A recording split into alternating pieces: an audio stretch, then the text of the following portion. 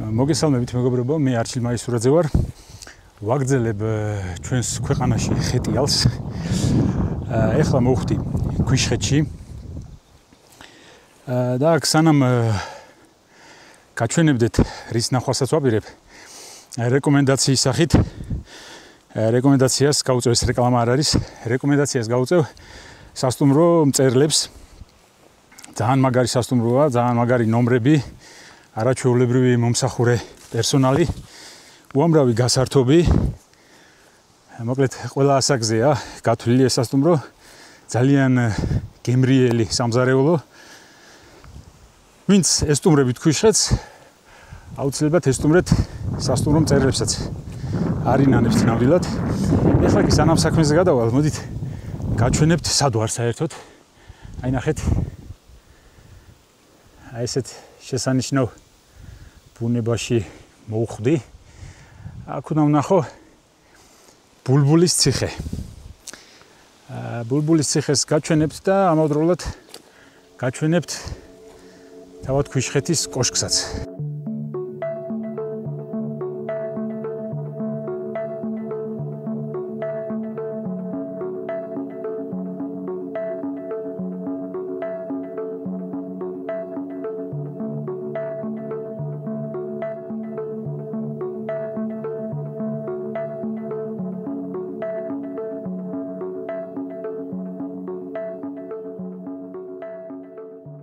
ბულბულის ციხე მდებარეობს სოფელ ბულბულის ციხის მახლობლად.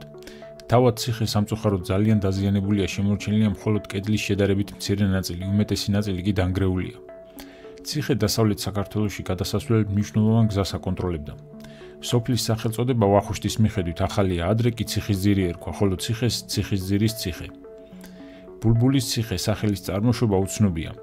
ხალხში თქმულებაა, რომლის მიხედვითაც სოფელში ცხოვრობდა მშვენიერი ასული ბულბულა, რომელიც ლეკებთან ბრძოლისას დაღუპულა. მე-18 საუკუნეში აქ ქართველ აბაშიძეთა ერთ-ერთი მთავარი რეზიდენცია იყო.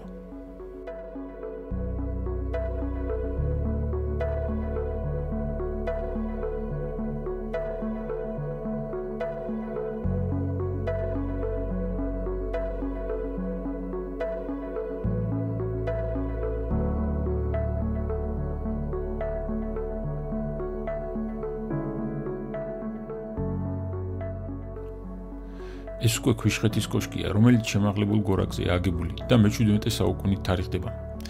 კოშკი ცილინდრული ფორმისაა და ნაგებია ძირითადად რიყის ქვით.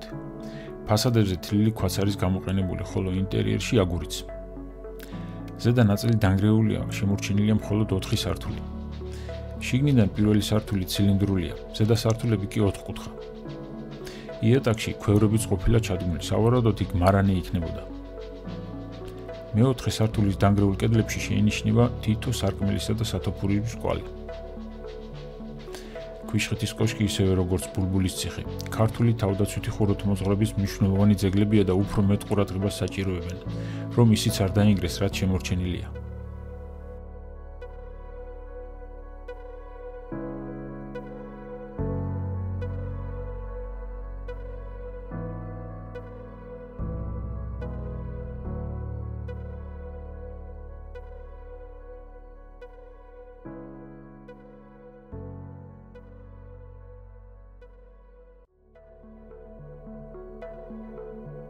საქართველოში უამრავი ციხე-კოშკია. ქართული თავდაცვითი ხუროთმოძღვრების გაცნობას მე მომავალშიც გავაგრძელებ. ახლა კი დაგამშვიდობებით მეგობრებო.